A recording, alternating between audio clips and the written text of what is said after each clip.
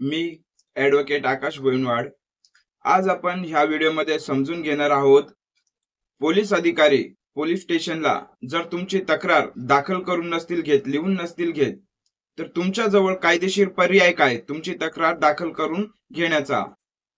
बघा, जेव्हा कधी तक्रार बघा, तक्रारीमध्ये दोन प्रकार आहेत। एक म्हणजे FIR, फर्स्ट इन्फॉर्मेशन रिपोर्ट, यालाच मराठीमध्ये बोलतात प्रथम माहिती अहवाल, म्हणजे FIR, इंग्लिश मध्ये FIR बोलतात।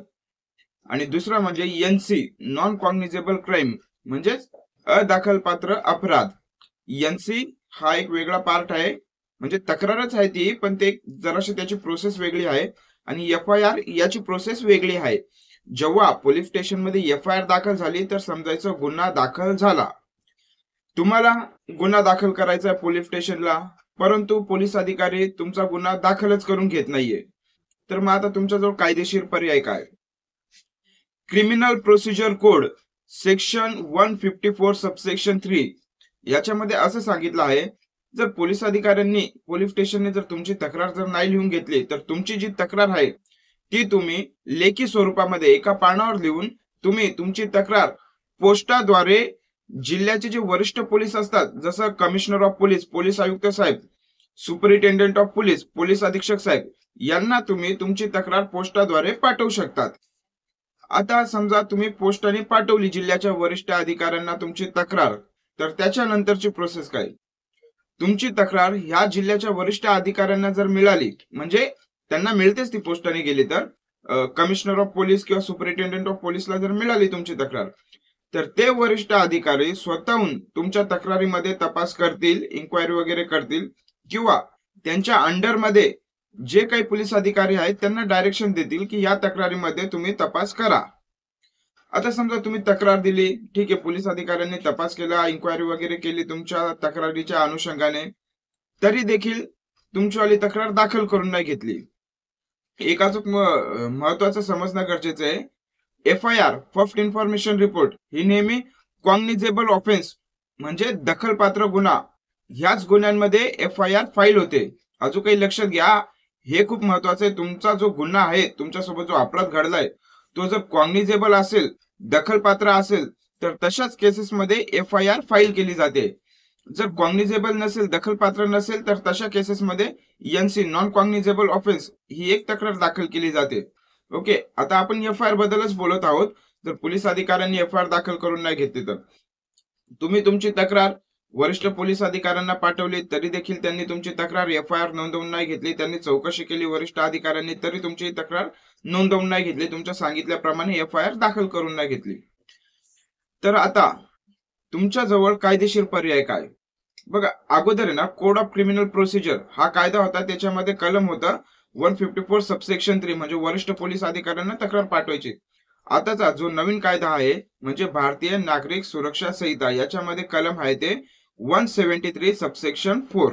ओके, आता पोलीस अधिकाऱ्यांनी तुमची तक्रार घेतलीच नाही, तुम्ही वरिष्ठ पोलीस अधिकाऱ्यांना तक्रार पाठवून देखील, तर तुमच्याजवळ आता पर्याय उरतो कोर्टामध्ये येण्याचा। जेव्हा कधी तुम्ही कोर्टामध्ये येतात, तुमची तक्रार कोर्टामध्ये दाखल करतात की पोलीस अधिकाऱ्यांना डायरेक्शन द्यावे की तुमचा जो तुमच्या विरुद्ध जो गुन्हा घडलेला आहे त्या गुन्ह्याचा तपास करण्याच्या अनुषंगाने, जेव्हा कधी तुम्ही तक्रार कोर्टामध्ये दाखल करता, तर तुम्हाला तुमच्या तक्रारी सोबत एक शपथपत्र, ॲफिडेव्हिट सुद्धा तुमच्या तक्रारी सोबत दाखल करावं लागतं की जे काही तुम्ही सांगताय ते सगळं काही खरं आहे आणि शपथेवर सांगतायत, असं एक ॲफिडेव्हिट देखील दाखल करावं लागतं।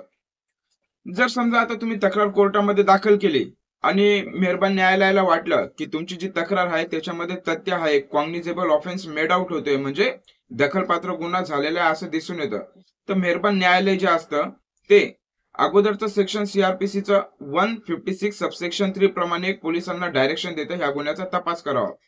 आणि आता नवीन कायद्याचं कलम 175 सबसेक्शन 4 ही आहे, तर समजा कोर्टाने जर पोलीस अधिकाऱ्यांना डायरेक्शन दिले की तुम्ही ह्या गुन्ह्याचा तपास करा म्हणून, म्हणजे कोर्ट डायरेक्शन देणार, पोलिसांना जर डायरेक्शन दिले, तर त्याच्यानंतर मग पोलीस अधिकाऱ्यांना FIR दाखल करावी लागते, म्हणजे फर्स्ट इन्फॉर्मेशन रिपोर्ट, जी तुमची तक्रार आहे ती दाखल करावी लागते।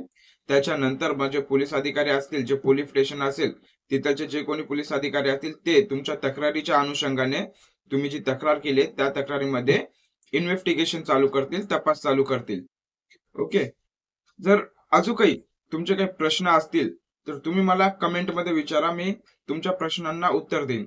आणि समजा जर 156.3 ही जी तुमची प्रेयर होती की पोलिसांना डायरेक्शन देण्यात यावे तपास करण्याचे, इन्व्हेस्टिगेशन करण्याचे, नवीन कायद्याप्रमाणे 175 सबसेक्शन 4 असं सेक्शन आहे नवीन कायद्यामध्ये भारतीय नागरिक सुरक्षा संहितेमध्ये.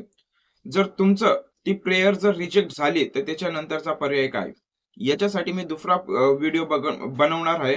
त्या व्हिडिओमध्ये मी सांगणार आहे, जर तुमची 156 सबसेक्शन 3 ची जर प्रेयर रिजेक्ट केली आणि भारतीय नागरिक सुरक्षा संहितेमध्ये कलम आहे ते 175 सबसेक्शन 3 का 4 आहे, आय थिंक सो 3 आहे वाटतं, 175 सबसेक्शन 3 हे कलम आहे नवीन कायद्यामध्ये. जर समजा ही जर प्रेयर तुमची रिजेक्ट केली तर मग पुढचा पर्याय काय उरतो, तर पुढचा पर्याय जो असतो ना तो issue process, postponement of issue of process साठी असतं.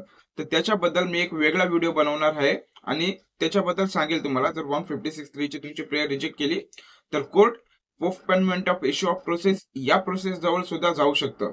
ओके, नक्की मग ह्या प्रोसेस जवळ कधी जाता येतं आणि 156.3 मधला डिफरन्स काय हे मी पुढच्या व्हिडिओमध्ये सांगेल.